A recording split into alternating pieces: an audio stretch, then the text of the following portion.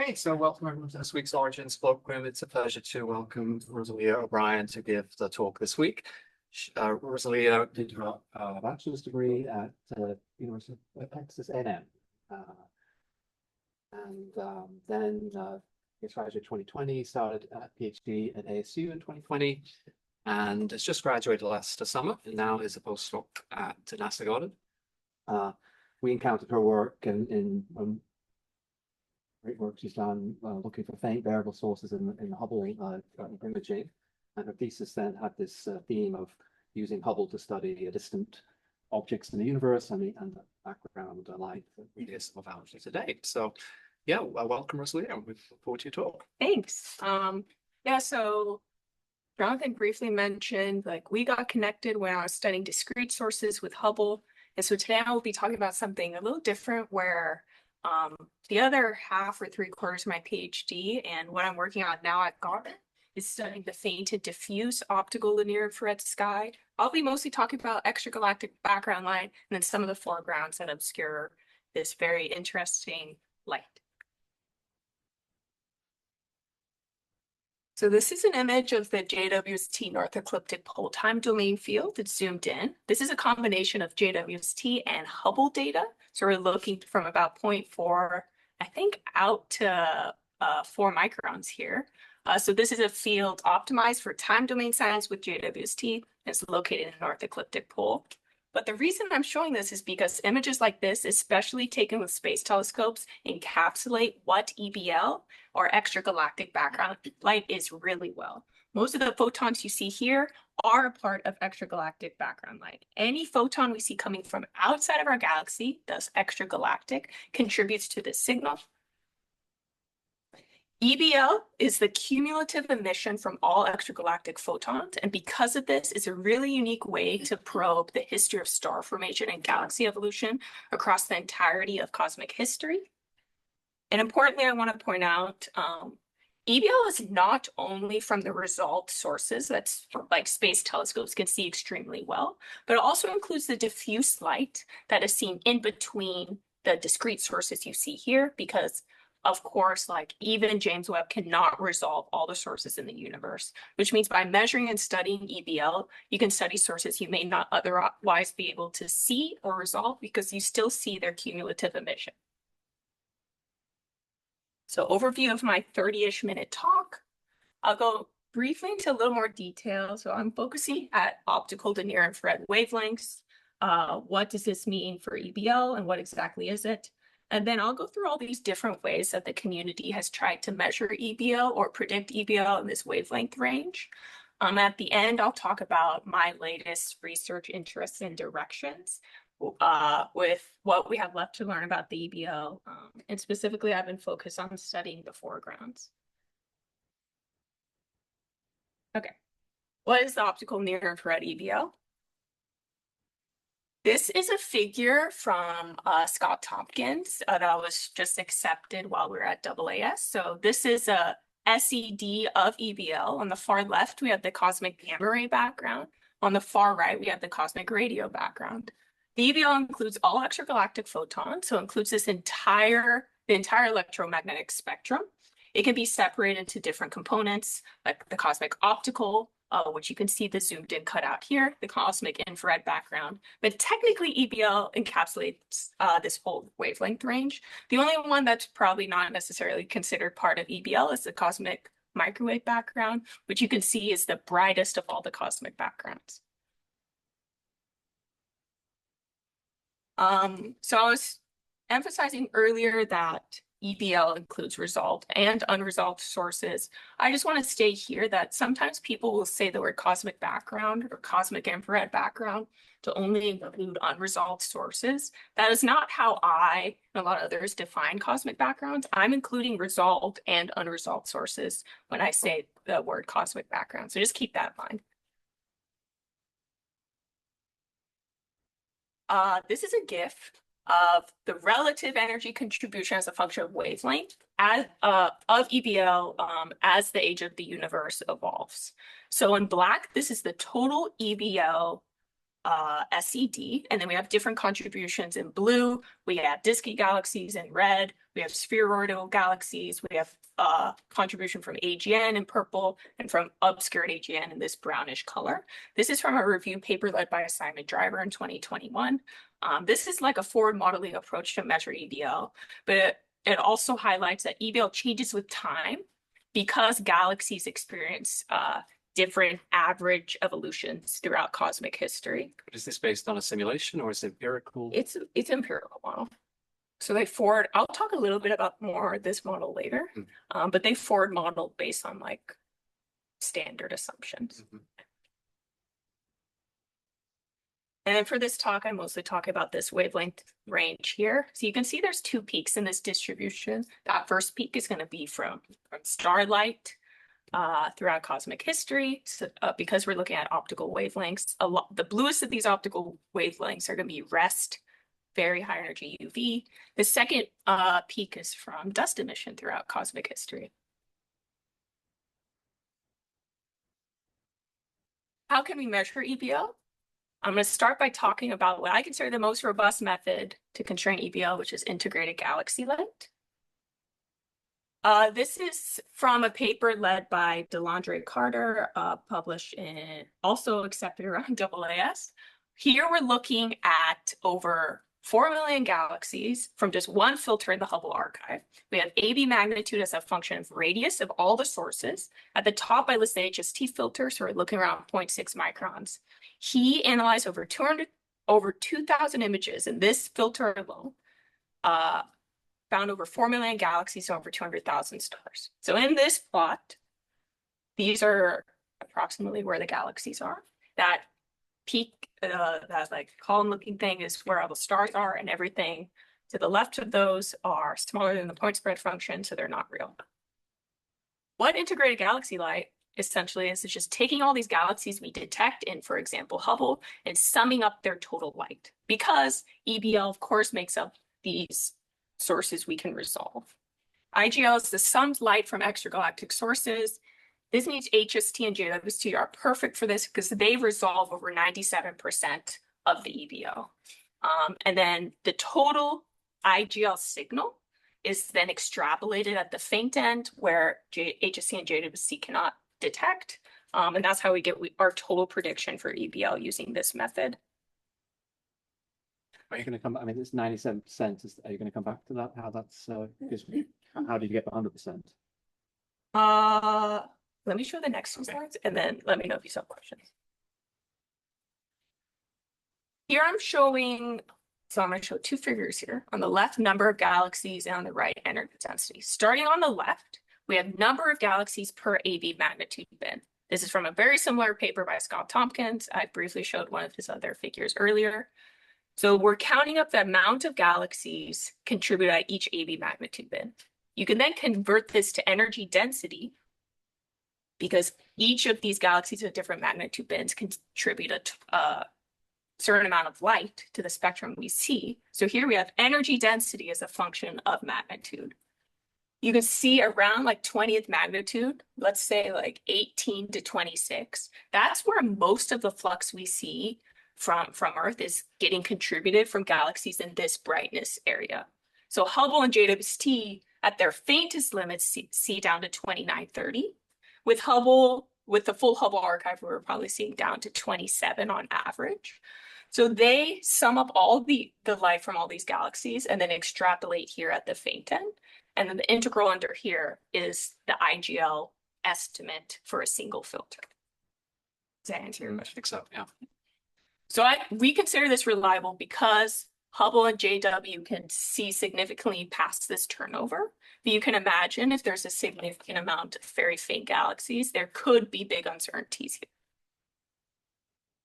And then with this, you can get a spectrum of EBL using this IGL estimate.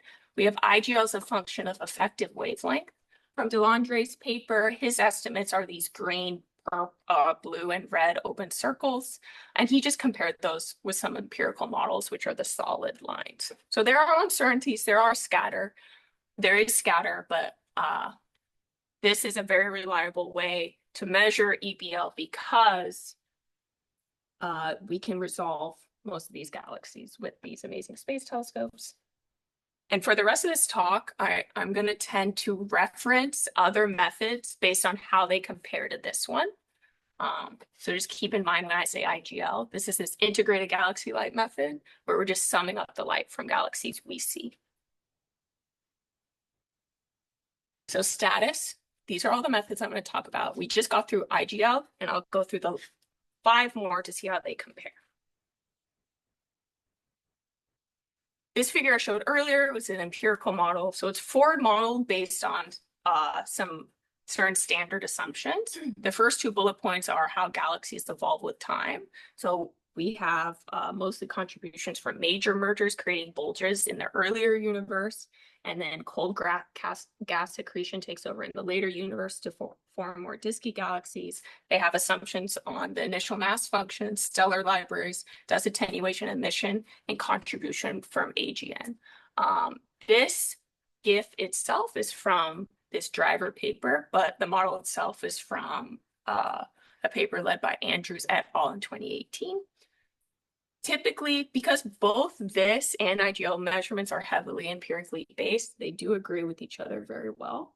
And at the end, I'll show a plot that kind of shows all these methods on one plot.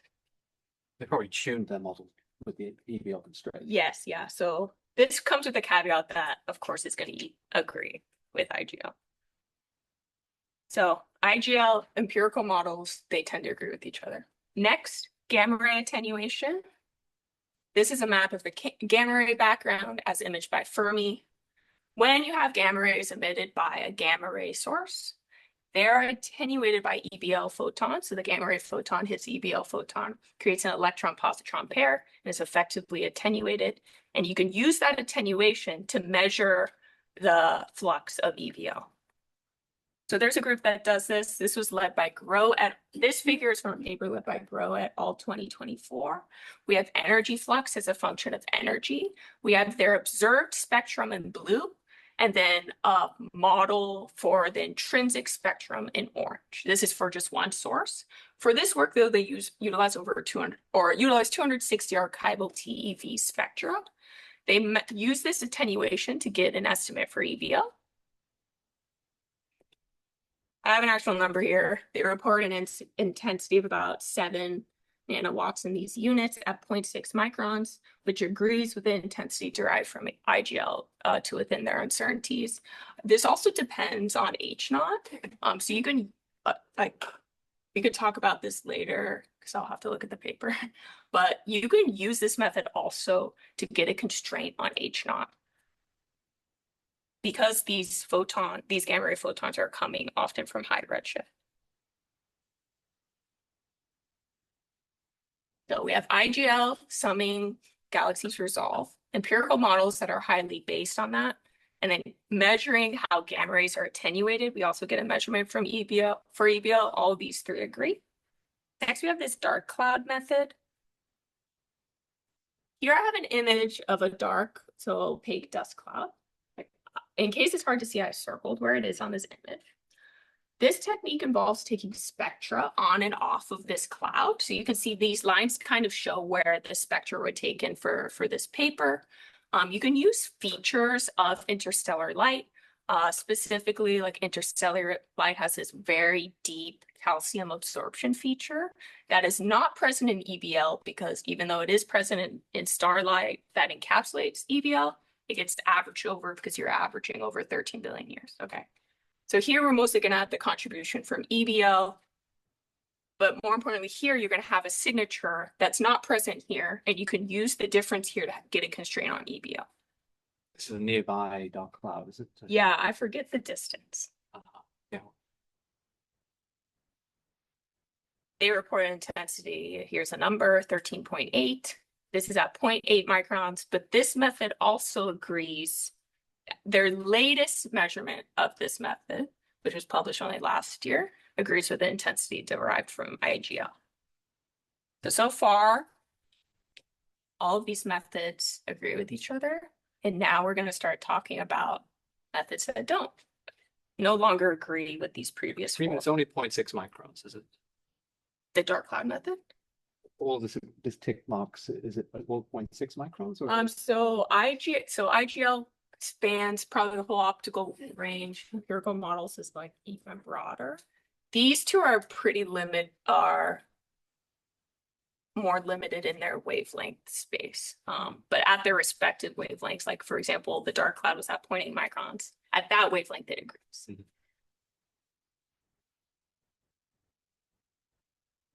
So maybe the most direct way to measure EBL is just to see how bright the sky is. So direct measurements of EBL are how bright the sky is, and then you subtract foreground models. For the brightest and most important foreground model to subtract here is zodiacal light. So zodiacal light is light scattering off dust within our own solar system. Diffuse galactic light is also a significant foreground, especially if you're looking near the Milky Way. This is light scattering off dust in the Milky Way. Direct measurements of EBL are consistently brighter than all other measurements from models, and I have a small caveat of when measured from Earth. So here I have EBL as a function of wavelength. We have a zoomed in version of the empirical model I showed earlier. So this is from Andrews et al. 2018. In blue, we have various different direct measurements of EBL. So this is probably from 5 to 10 different projects to measure EBL.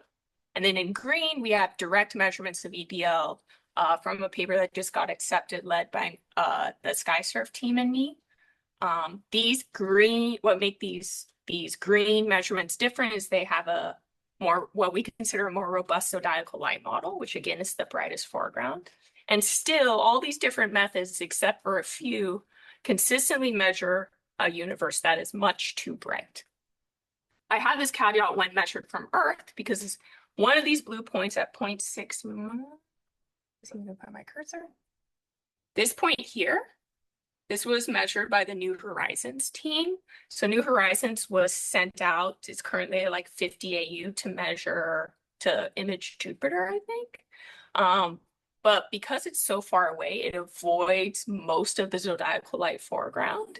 And this was the first time that someone got a measurement that was so close, that was to within its uncertainties to these other empirical IGL measurements.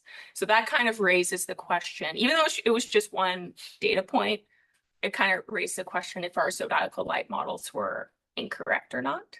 So yeah, so New Horizons is 50 AU. So most of the models of zodiacal, I think the emission comes. Most of the dust in our solar system is much closer than 40 AU. Is there a way to measure the zodiacal light at a good accuracy and precision to help with the subtraction to get the background light, or is that? So this O'Brien 2026 paper, which is me, it's hard to do because we're in the dust cloud. Yeah. But there are actually really robust 3D models of the dust cloud structure. Oh. But what really tends to fail at this wavelength range is not what the structure of the dust is, but like how the scattering of the properties of that dust behaves. Okay. So our green points, I really think we did a really good job remodeling zodiacal light.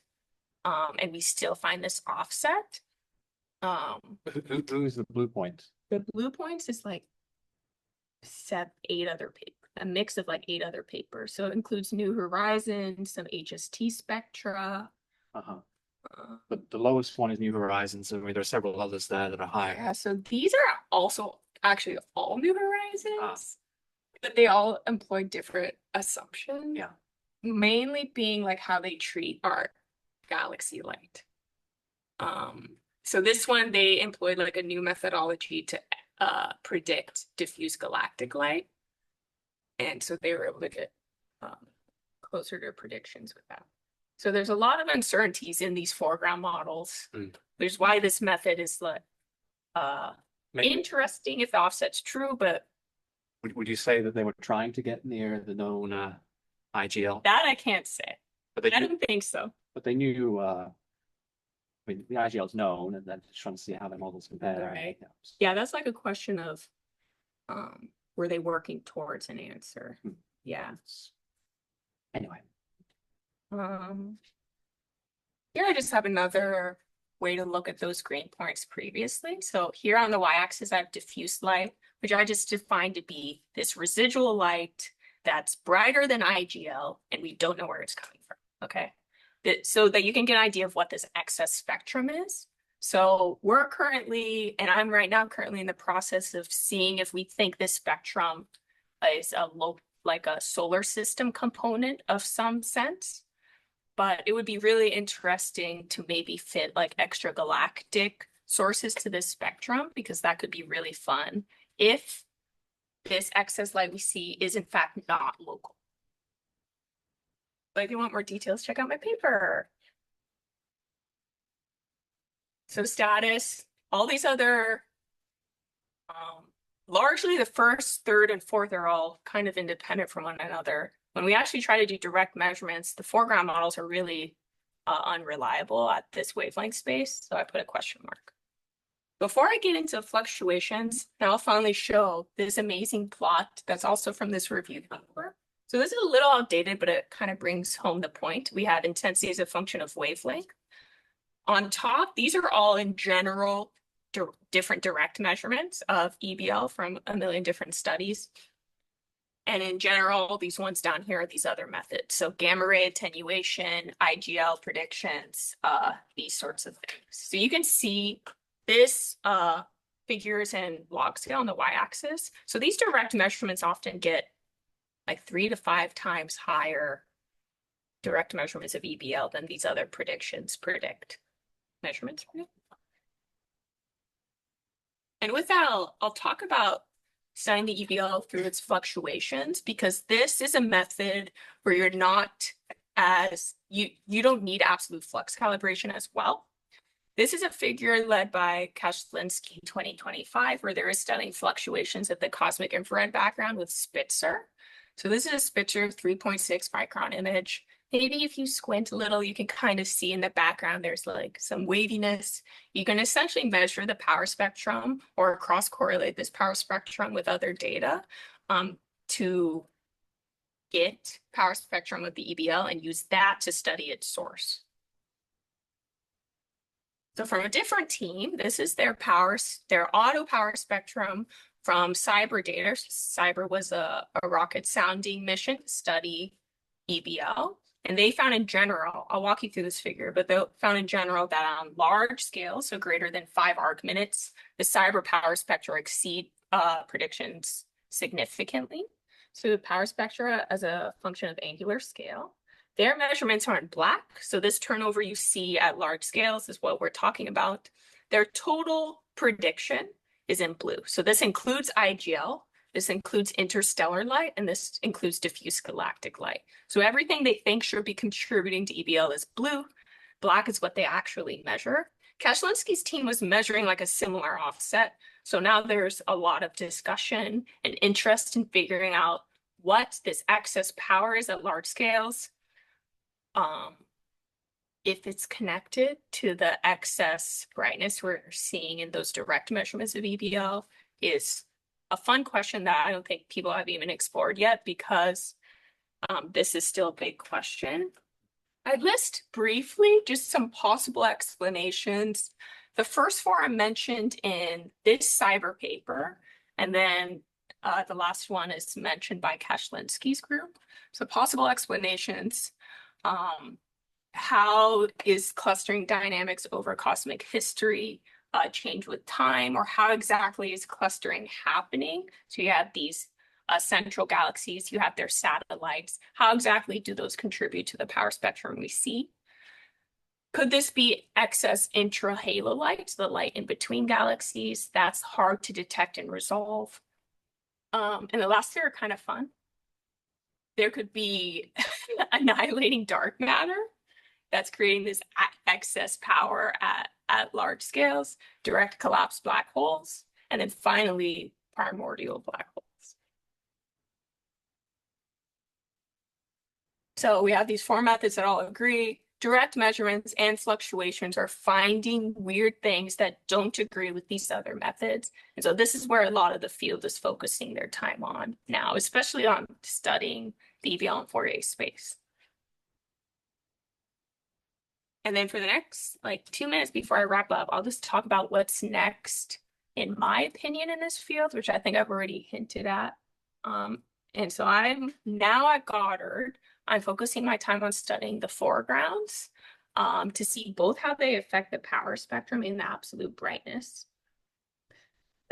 So this is a figure I showed earlier. We have diffuse galactic light from our Milky Way and zodiacal light, which is the brightest foreground that any space telescope sees by far. And you can see it from Earth a bit.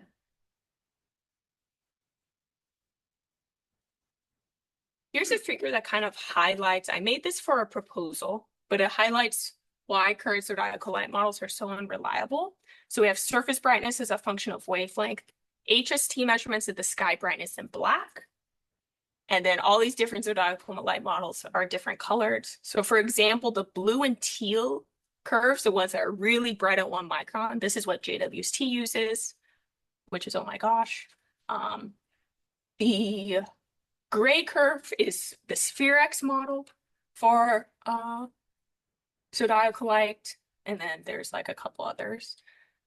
This really emphasizes that current zodiacal light models have this wavelength regime. So we're talking about optical near-infrared wavelengths, so bluer than about 2 microns, really just tend to fail. And it's not that current zodiacal light models are wrong, but typically they're based on models based on infrared data. People have to make incorrect assumptions going down to bluer wavelengths.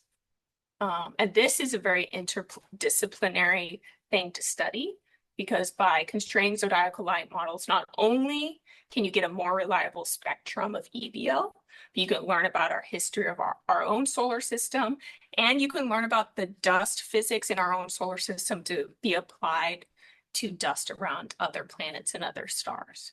And probably most importantly, you will have bad exposure time calculators for your space missions if you're using these other zodiacal light models. So like JWST tends to overpredict significantly the amount of time you need to observe at 1 micron because their model overpredicts the zodiacal light brightness. About a third of the papers I talked about in this talk were a part of the SkySurf project, which at the time it got accepted was the largest Hubble archival project ever. We downloaded over 200,000 images from the Hubble archive. So if you want to check out more about that project, I manage our website, skysurf.asu.edu. And then we're doing the same thing with JWST, and it's called SkySurf IR. It's nice. And then I also want to highlight that with Roman, SphereX, and Euclid, this is really like the best time to be studying these diffuse foregrounds. Like SphereX is really one of its main science goals is this, and Roman and Euclid will be amazing just because they have like full sky coverage and you can disentangle the foregrounds in EBL. And maybe for the first time, we'll have an actual absolute spectrum of EBL if all of these things come together and we're able to create more reliable foreground models. And then I have one last note. All of these things are heavily dependent on how well you know your telescope systematics, because most of these telescopes are not meant to study the diffuse sky. For example, when doing direct measurements of EBL, how well do you trust the absolute flux calibration of your detector? Absolute flux calibration, especially for extended sources, is not straightforward at all. Flat field uncertainties, that you're never going to model your flat field perfectly. How does that affect your power spectrum? How does that affect your absolute brightness? Euclid, for example, has really bad persistence. How does that affect your power spectrum and absolute brightness? How well can you model and subtract that persistence? And then a lot of IR detectors have significant 1/f noise, which you probably can remove from the power spectrum easily, but these are things you really want to be careful about in this field. Oops, I have a straight question mark. Summary. EBL is a cumulative emission from all extragalactic photons tracing the history of star formation and galaxy evolution.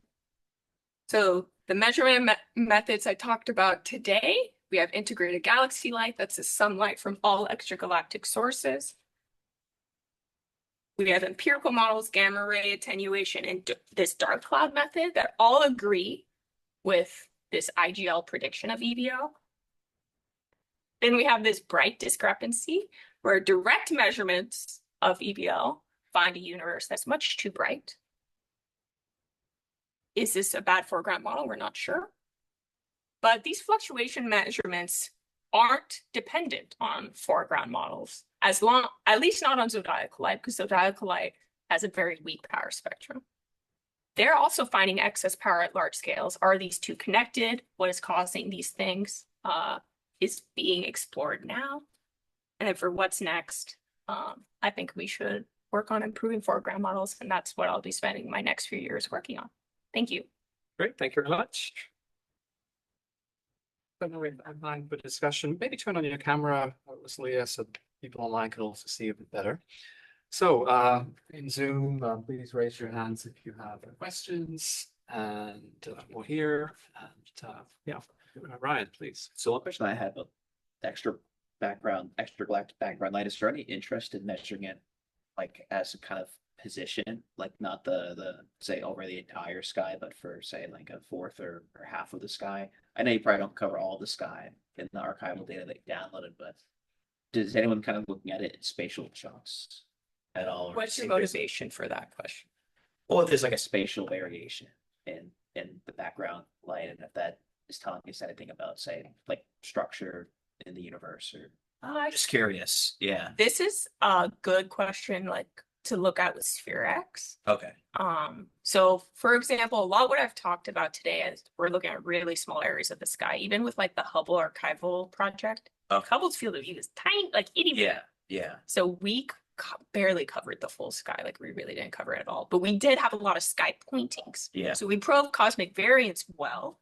Nice. But in terms of those like large scale fluctuations in EBL, Yeah. But what if you, I don't know, in the direction, say, towards the Virgo cluster or Coma, you know, where you know there's some overdensity in fairly local large scale structure that might, you know, some of these possibilities might show excess there, I guess. That been like the fluctuations, are they higher in some regions than others? so like this IGL model, let's see if I can figure out how to go back.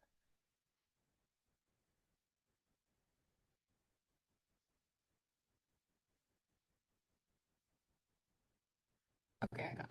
Keep sharing. Get me off the screen. Hold on.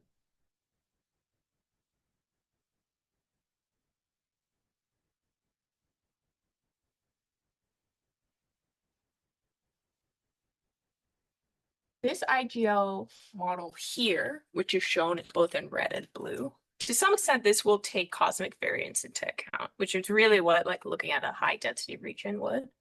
To what extent they do, I'm not sure. Yes, you'd want to see how that changes in different regions. Gina, yes, you have a question? Yeah, hi. So I was actually puzzled by this peak you find at 0.7 microns of the diffuse light. And I was reminded that in the latest models for interstellar dust, they have a peak of the albedo at that wavelength around. So I'm curious if that is the source of like an excess in the diffuse galactic light. Yes, yeah, for sure. So for this work, for these green points, we focused on modeling zodiacal light more accurately.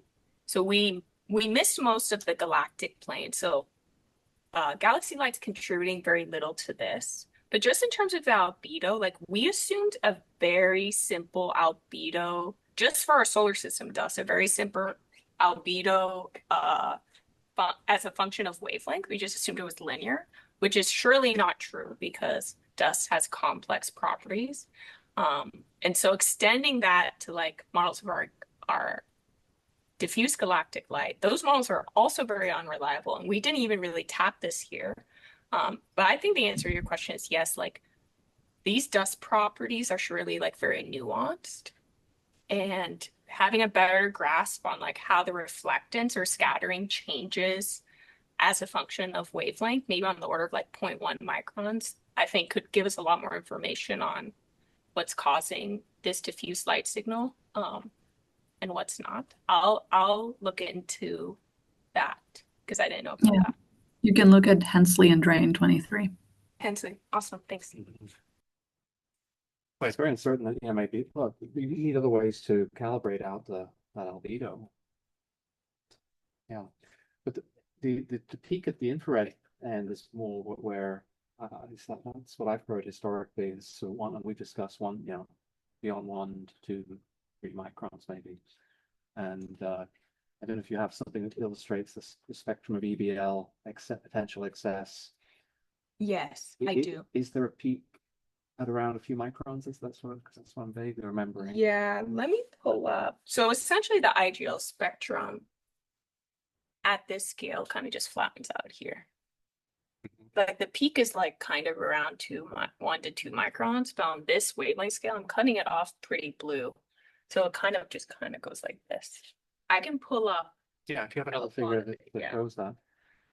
And then the power spectrum excess is done, said at 3.6 microns. I guess you say we don't have that done yet at shorter wavelengths, because spherics will do it, but haven't released yet. Or Say that. the excess, the Kashlinsky stuff was at 3.6 microns. But nothing shorter wavelength shows the excess. Cyber saw it at like down to about 1 micron. Wow. So how, again, so a related question then would be, is the fluctuation excess showing a peak? That's a good question. I'm not sure. Because for the Kashlinsky work, they're mostly looking at spits of data. I think just 2 wavelengths. And Cyber only had, I forget how many wavelengths they had. Maybe 2 or 3. I don't know if they've compared the works to each other, even though both works have cross-correlated. Like Cyber data, I think cross-correlated with the Spitzer data, and they were finding the same excess, but how the excess changes with wavelength, I don't remember. Yeah, well, maybe we can look into it today. Let me share this plot that shows the. Stop sharing.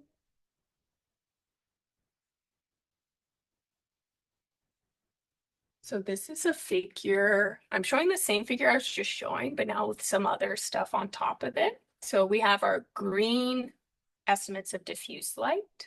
In purple, we have an estimate spectrum for zodiacal light. So if this is from zodiacal light, this is what the spectrum would be. This would be its amplitude. Okay, it kind of matches the zodiacal light spectrum. The open black circles are from another paper with HST that did similar measurements of diffuse light. They agree really well with our measurements, which is fascinating. But then the reason I pulled this up is the red points. The red dash curve is 100% IGL. And then the solid red curve is 3%. And the reason I show these two is because these green points already have IGL removed. Because how we got these green points is we essentially ignored all the discrete galaxies and just looked at the diffuse light in Hubble. So really the only contribution from IGL we should see in these green points is that 3% that's unresolved, which is that solid red curve. So this figure highlights why we really don't think this could be extragalactic. At least like there would have to be a significant amount of missing galaxies for these green points to be extragalactic. If they're a more exotic signal, maybe that would make more sense. Does that help? But I think maybe it's older work that claimed this excess around 2 microns. And I recall we've discussed that in the past. I'm just trying to remember the figure that showed that. In the past few years, people have been leaning more and more, at least for the absolute brightness, to be possibly local. The fluctuations, I think, is still like heavily, it probably isn't local. So that's like that's a lot more open question. Yeah, so it's your green triangles that are rising up to 1.5. Yeah. And how that connects to the excess infrared 3.6. Yeah. And as you know, the model we worked on for early black holes, let's not call them direct collapse, but or population 3 stars essentially, and that's how Aaron Kashlensky's earlier work in 2004 or whenever it was. There was this claim of population 3 component, which was very different from galaxies. So they're very faint, and you could just have an upturn in the luminosity function. Yes, that's correct. Yeah. So that's in some sense where I'd like to understand the latest constraints, and there the redshift 20 or so, the peak would be about 2 microns. Yeah. And then, like in terms of that interpretation, there could be much better refinements to these green points, such that, like, for example, all the points redward of like 1 micron could like get adjusted down if we fix like the scattering properties. And all the points redward to 1 micron could stay approximately the same. So like, it's not like this whole spectrum is just going to move up and down and stay the same shape. So once we have like better foreground models, that's when using these green points to look for what could be contributing to this spectrum will be very fun and interesting too. Yeah. Let me try and think then with the and again online, please raise your hands if you have other questions, so we'll jump in. But if zodiacal is such a problem, then remind us there are certain directions in the sky we can look where zodiacal is minimized, I guess. Kind of. And you can. So is every. Can you not sort of get rid of the zodiacal by understanding its space? I mean, you must be trying to understand its spatial distribution on the sky. Yeah, so that's a good question. So this contribution that could cause it to be local, part of the issue is that it would have to appear isotropic from Earth, because like you're saying, all you have to do to constrain zodiacal light is like look through different lines of sight through the cloud, and then you have a good idea of its structure and its scattering properties.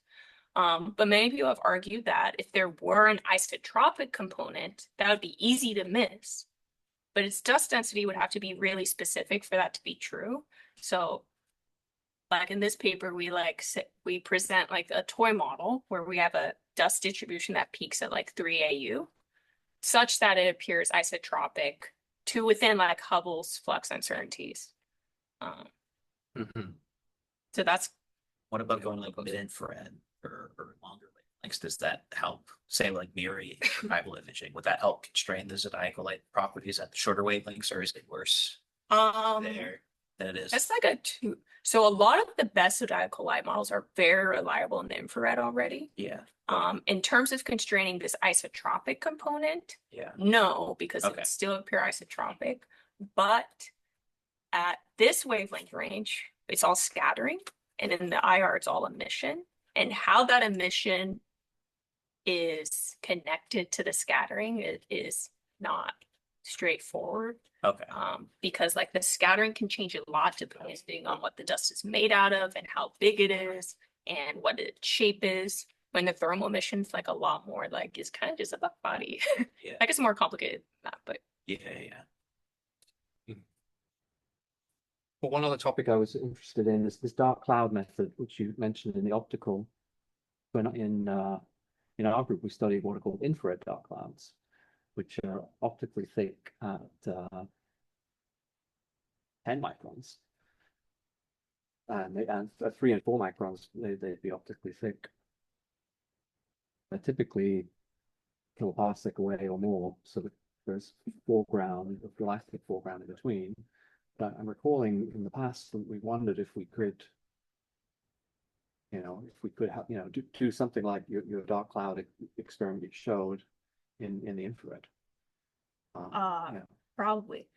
A big caveat for that dark cloud method is they're using like a specific absorption feature at the wavelength range you're looking at. To block out, to take off the scattered stellar light from the galaxy. Just to distinguish what was EBL and what wasn't. They had very minimal galactic contribution. Yeah, you still have to worry about the galactic foreground. But maybe we should think about it a little more. Yeah. See if it can be done. Okay. Any last questions for Rosalia? Okay, if not, let's thank Rosalie again for a great talk and discussion. Thank you.